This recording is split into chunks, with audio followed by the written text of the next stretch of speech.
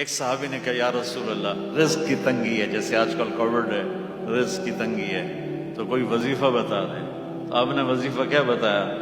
ادم علی الطہارہ یوسع علیک رزقک، باوضو رہا کر تیرا رزق بڑھ جائے گا۔ بتائیں کتنا آسان کام۔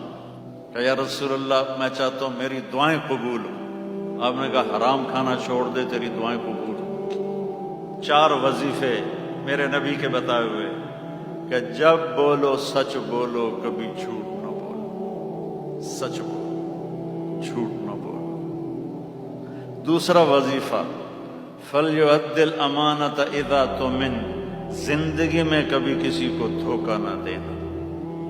میرے نبی نے فرمایا میرا امتی ہر گناہ کر سکتا ہے، 2 نہیں کر سکتا، ایک کبھی جھوٹ نہیں بولے گا، ایک کبھی دھوکہ نہیں دے گا۔ پیسہ ہے، زندگیاں ویران ہیں، برباد ہیں، کہ جھوٹ کی سیاہی دلوں پہ چھا چکی ہے، دھوکے بازی کی سیاہی پورے وجود پہ چھا چکی ہے۔ تیسرا وظیفہ طعمۃ الحلال، لقمہ حلال کھانا، لقمہ حلال کھانا۔ چوتھا وظیفہ حسن و خلیقت، اپنے اخلاق اچھے رکھیں، اپنے اخلاق اچھے رکھیں، زبان کا بول میٹھا ہو، دل میں کسی کی برائی نہ ہو، تو یہ اخلاق کا کمال ہے۔